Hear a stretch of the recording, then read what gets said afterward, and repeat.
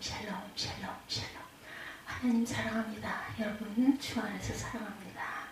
출애굽기 12장 1절에서 14절 말씀 최후의 만찬입니다. 고난주간을 가고 있죠. 이번 금요일이 예수께서 최후의 만찬을 하시는 성금요일이기도 합니다. 사랑하는 사람에게 가장 중요한 것은 의식주의죠. 입어야 하고 먹어야 하고 살아야 합니다. 결국 동물이나 짐승들은 먹으면서 산다라는 거죠. 먹기 위해 사느냐 살기 위해 먹느냐는 토론도 있습니다. 하루에 3번, 최소한 2번 이상들 먹죠. 그런데 그 먹는 문제를 깊이 생각하지 않아요.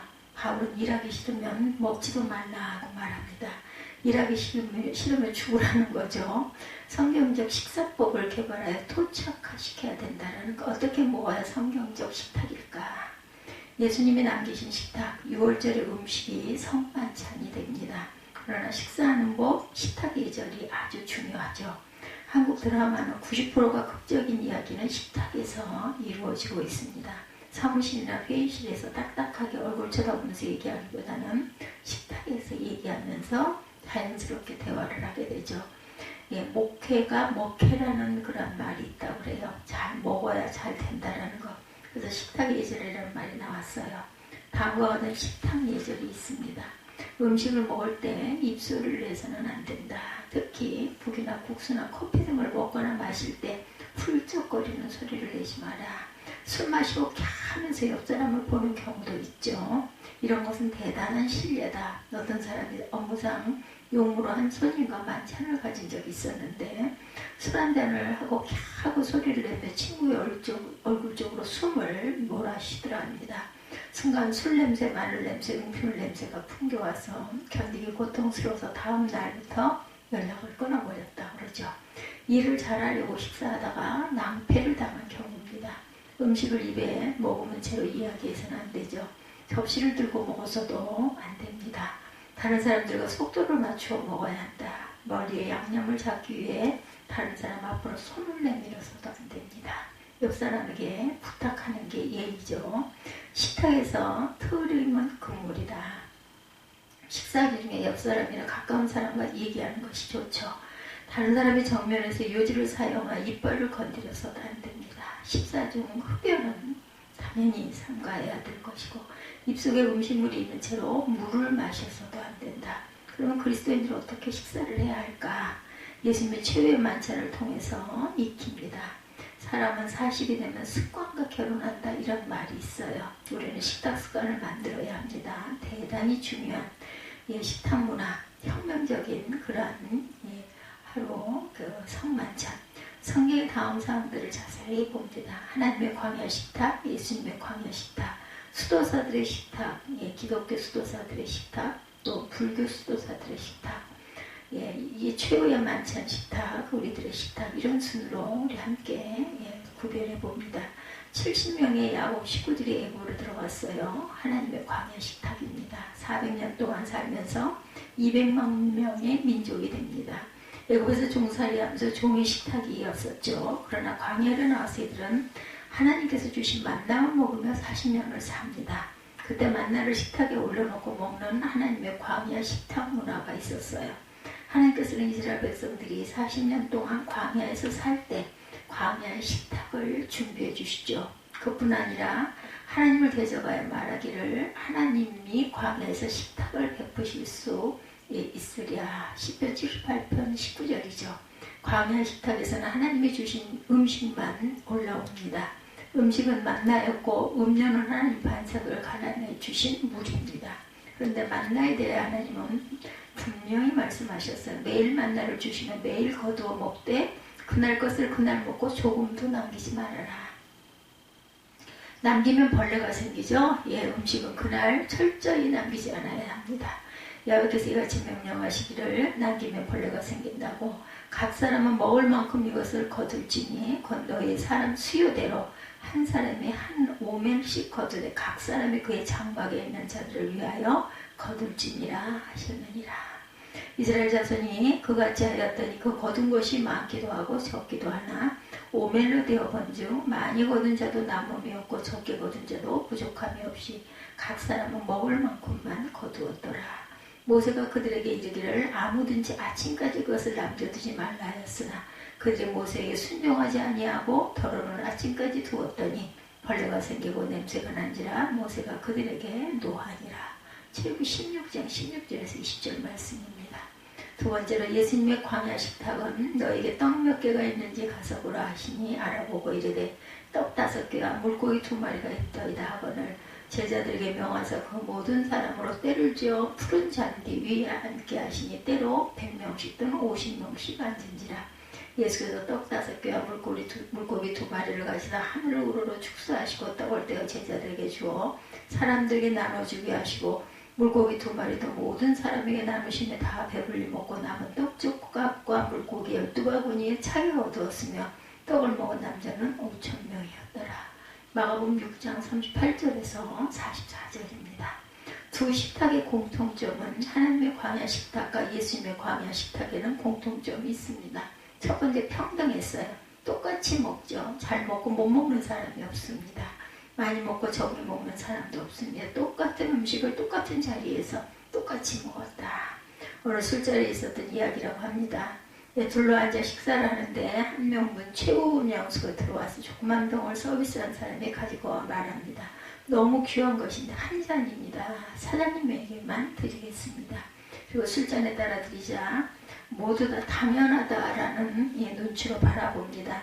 사장은 받아들고 말합니다. 고맙습니다. 그러나 나만은 안 마시겠습니다. 그리고 쏟아버리더랍니다. 먹는 것이 평등하여야 한다.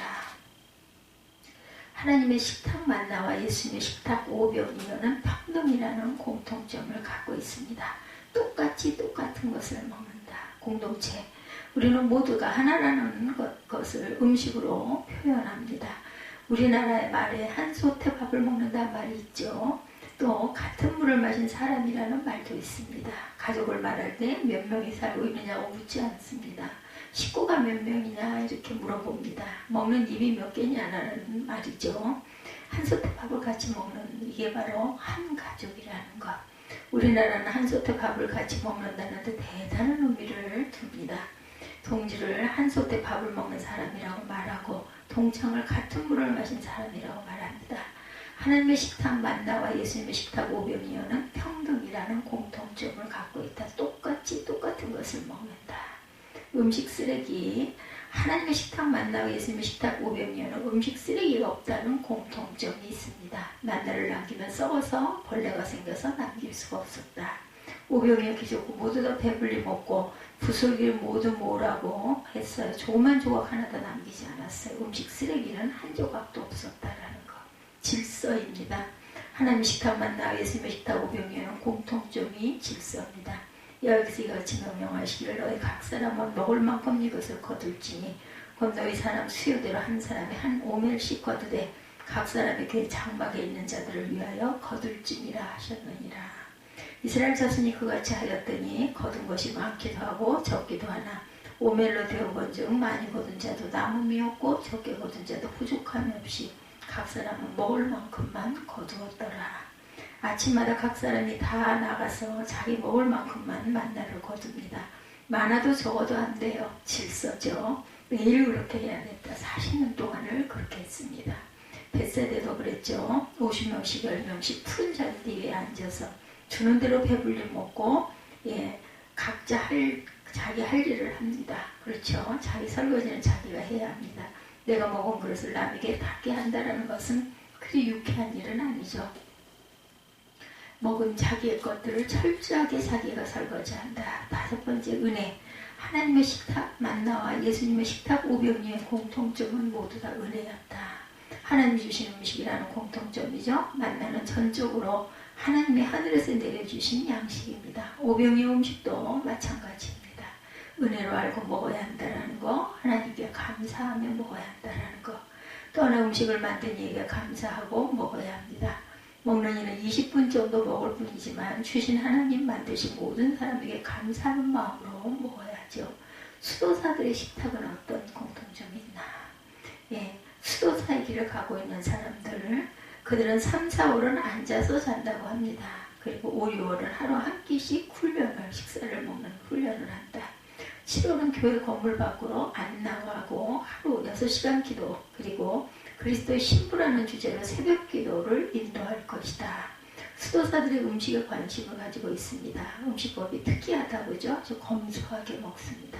먹기를 탐하는 것부터 금합니다. 마카리우스의 사막으로 떠나서 수도사들에 대한 동기가 있어요.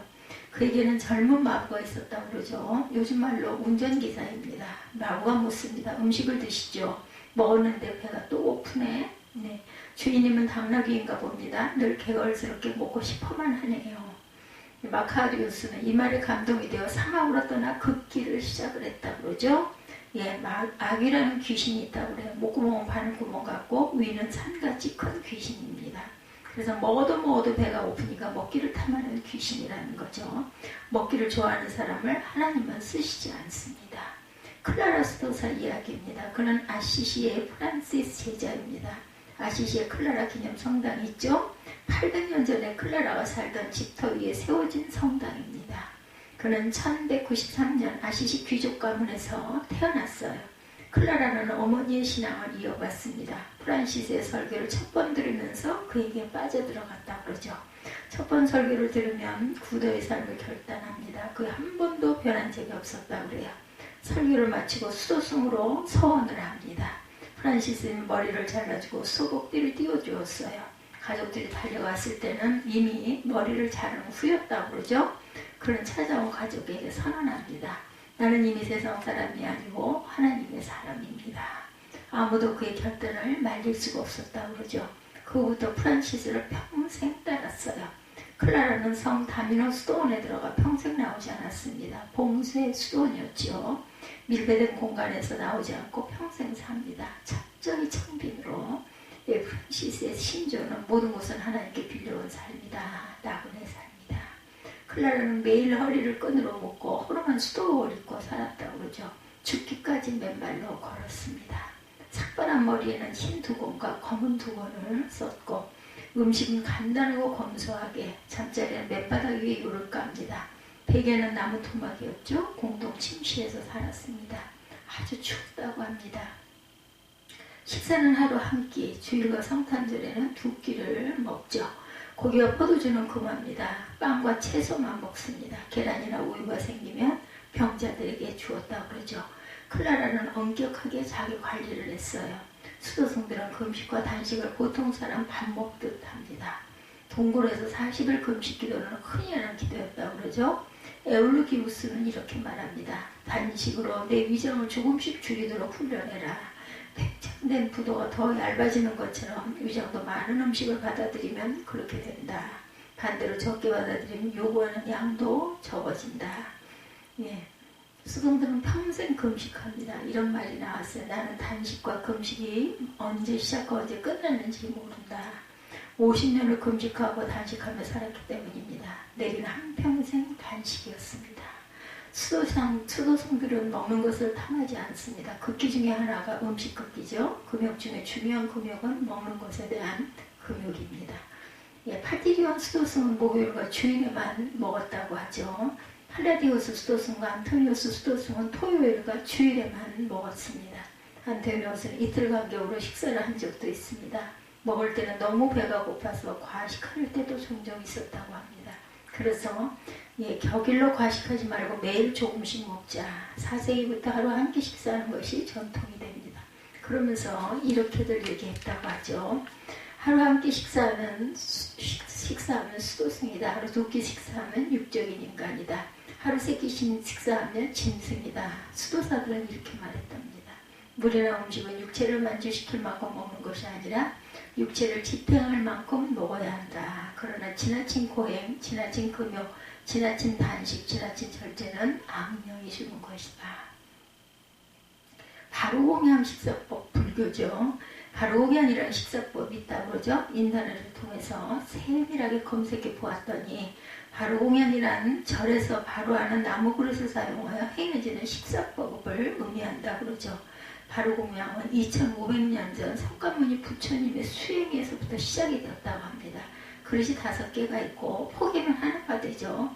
바로공양은 5가지 정신이 들어있는데 첫째는 평등, 지혜, 높고 낮음을 막론하고 똑같이 먹는다.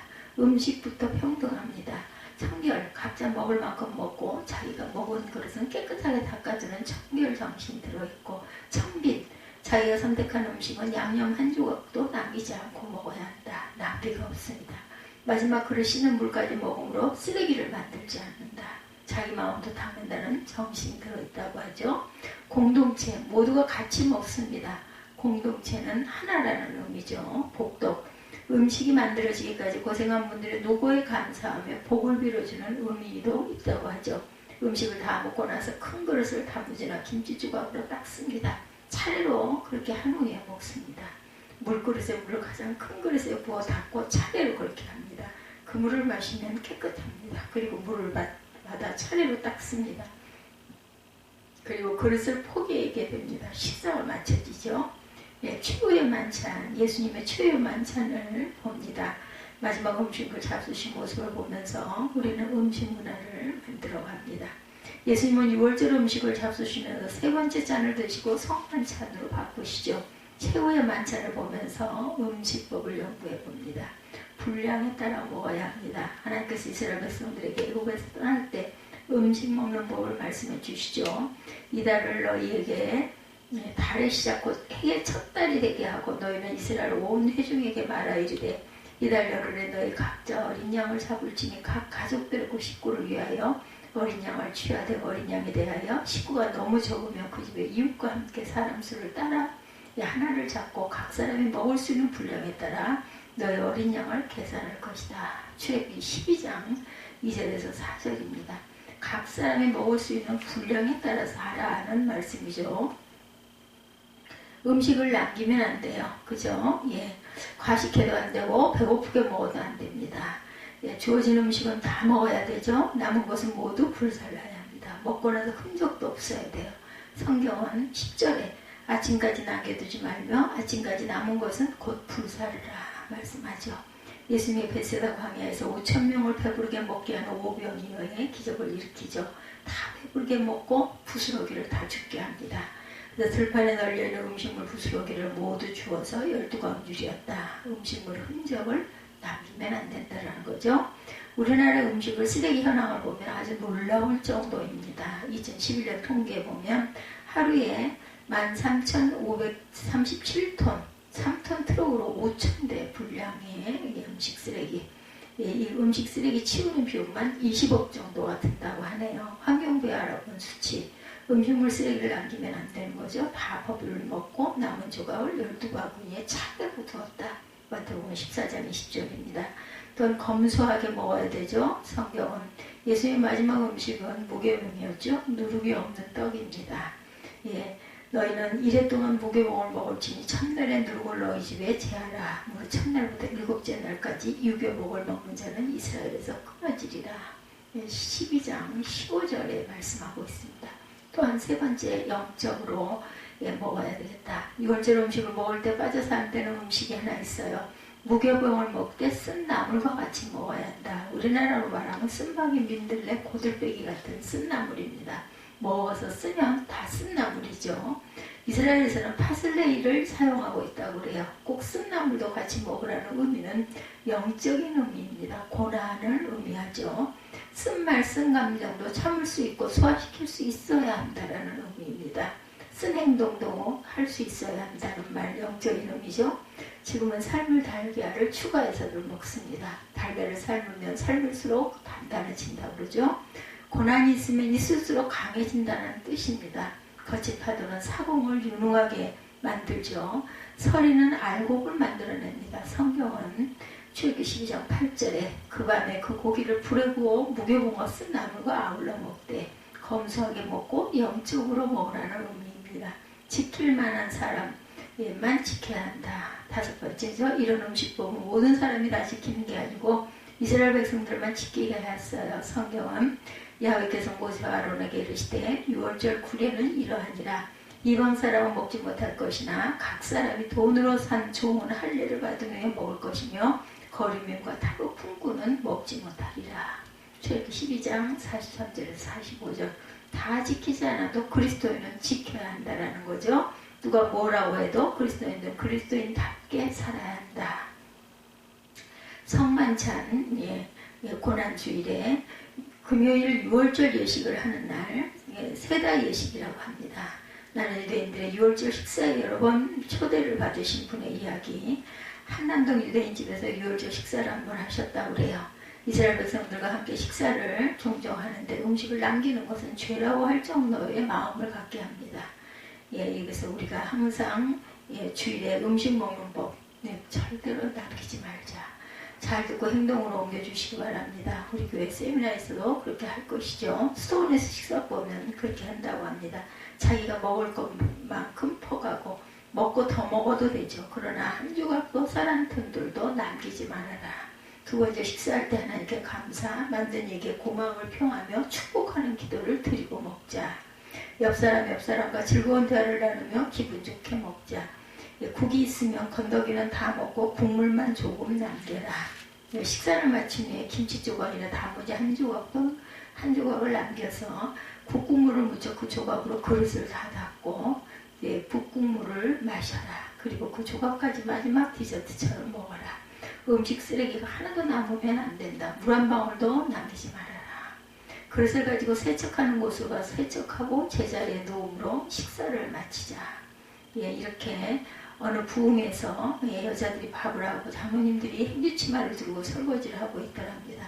남자 장모님들이 설거지를 하고 나면 여자분들이 한 번 더 해야 한다는 거죠. 그러나 설거지를 잘한다고 소문한 장모님이 그에게 물었습니다. 어떻게 그렇게 설거지를 깔끔하게 잘하세요? 소문이 났습니다. 장모님이 한 말이 나를 감동시킵니다. 제가 고등학교 때 소풍 간 적이 있었는데 어느 어머니가 토스트와 토스트 사이에 달걀 후라이를 넣어 샌드위치 60개를 만들어 오셨습니다. 그리고 저에게 선생님에게 드려라 주셨어요. 나는 가지고 가다가 몰래 달걀 후라이 하나를 훔쳐 먹었습니다. 선생님은 하나씩 60명에 60개 샌드위치를 나눠주기 시작합니다. 그런데 그 계란 없는 토스트를 저에게 주었습니다. 그때 저는 가슴이 얼마나 철렁했는지 모릅니다. 그래서 나는 그때부터 내가 저지른 행동은 내게 돌아온다는 것을 정확하게 알았습니다.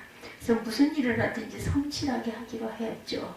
만약에 지금 제가 이 그릇 중에 하나라도 제대로 닦지 않으면 분명히 다음 주에 제 밥이 그 밥그릇에 담길 것입니다.